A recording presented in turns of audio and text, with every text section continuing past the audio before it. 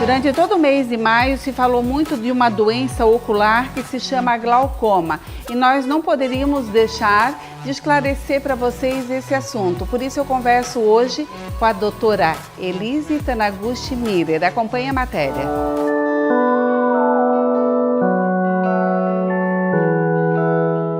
Sempre que a gente busca um profissional, seja um médico, um oftalmologista, a gente gosta de ter algumas referências, conhecer um pouquinho mais sobre esse profissional. Eu estou aqui com a doutora Elise e eu quero conversar com ela, mas antes sobre o glaucoma. Mas antes eu queria conhecer um pouquinho mais sobre você. Eu vejo que você tem um sobrenome que não é blumenauense, sobrenome de solteira Taniguchi. Da onde seria? É isso mesmo, meu sobrenome é de origem japonesa, sobrenome do meu pai.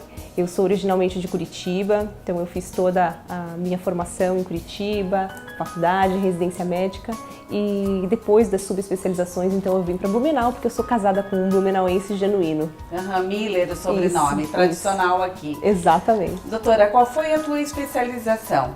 Eu sou especialista em glaucoma, sou oftalmologista e subespecialista em glaucoma. Então eu fiz 2 especializações em glaucoma, fiz uma especialização em glaucoma clínico cirúrgico na Unicamp, aqui no Brasil, e fiz uma segunda subespecialização nos Estados Unidos, mais focada em pesquisa no glaucoma. E depois comecei aqui a prática clínica aqui em Blumenau. Há quanto tempo estás aqui em Blumenau? Cerca de 3 anos, mais ou menos. 3 anos? Exato. Só um pouquinho tempo. Pouco tempo. Pouco tempo. Mas está gostando de Blumenau? Estou gostando bastante. Principalmente pelo inverno, que não existe tanto, quanto Curitiba, que é a minha cidade de origem. Passei longos anos sofrendo com frio e finalmente agora eu consigo viver num lugar mais quente. Mas o friozinho de Curitiba é gostoso também, gostoso, né? É gostoso. A gente sente falta do friozinho aqui em Blumenau. Eu sei. Mas, gente, nós vamos falar de um assunto um pouco sério hoje. Nós vamos falar sobre o glaucoma.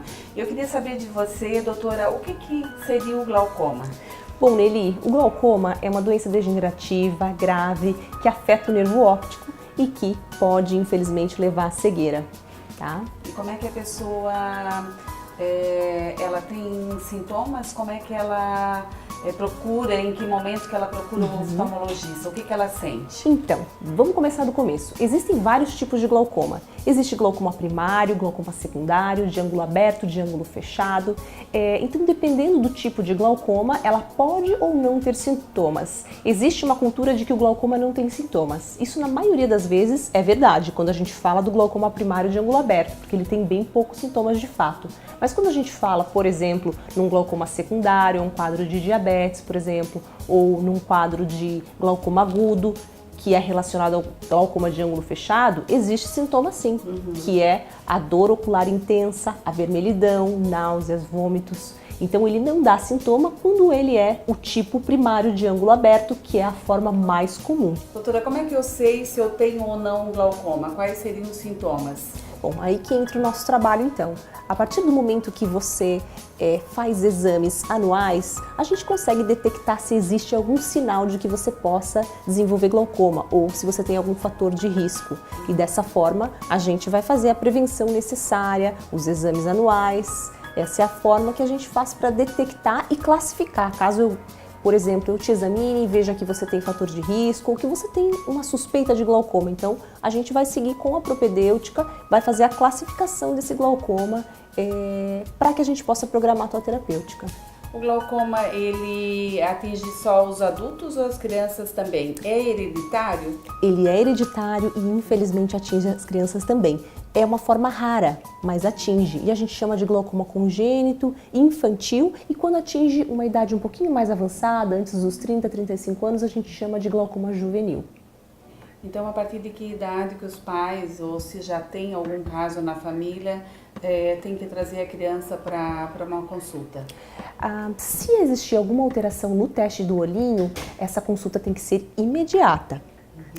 Se essa criança tiver um desenvolvimento normal, precisa vir antes de 1 aninho para fazer um exame de rotina normal, não focado no glaucoma, mas focado nas diversas anormalidades do olho. E hoje a Sociedade Brasileira de Oftalmologia, o Conselho Brasileiro de Oftalmologia também, preconizam que 1 vez por ano essa criança seja examinada até a idade adulta.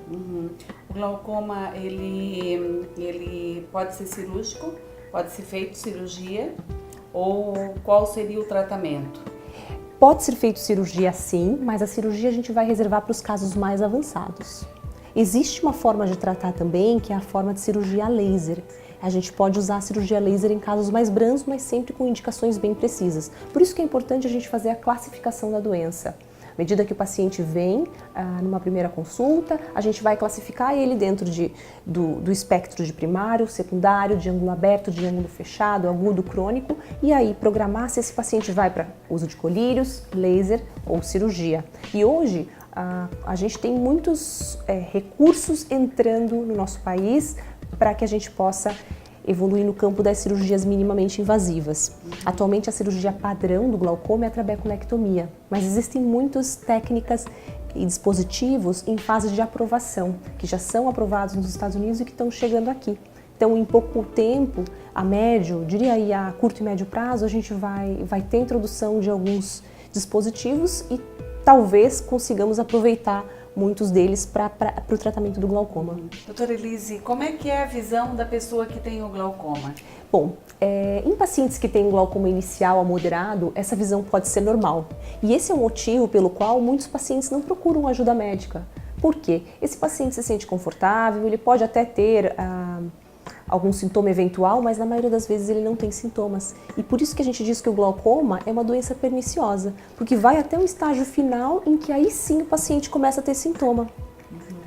Por quê? As fibras nervosas precisam ter uma perda muito grande para que isso represente uma perda de campo de visão, uma perda funcional.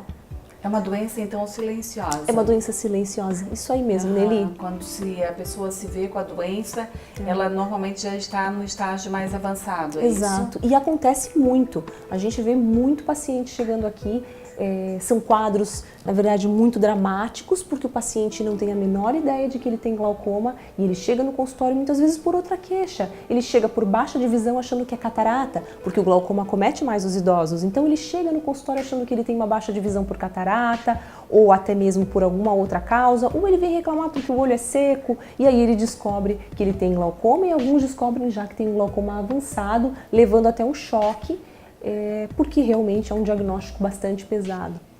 A primeira coisa que vem à mente da pessoa é: eu vou ficar cega. Com certeza, com certeza. É assustador mesmo. É assustador. E mais assustador ainda quando é um paciente mais jovem. Quando é um caso de um glaucoma juvenil, por exemplo, o paciente tem aí 30, 35 anos e ele se vê com esse diagnóstico terrível de glaucoma e com a iminência de cegueira, de terminar os seus dias com a cegueira instalada, então chega a ser muito dramático mesmo. Por isso que a gente sempre fala aqui, frisa sempre, que a prevenção, né, doutora, é muito importante, né? A prevenção é muito importante. Vale a pena a gente sempre estar aí com os exames em dia. A gente não falou ainda e eu queria saber o que é a pressão ocular, como é que a gente mede essa pressão do olho? Então a pressão intraocular ela é baseada nos líquidos que circulam dentro do olho.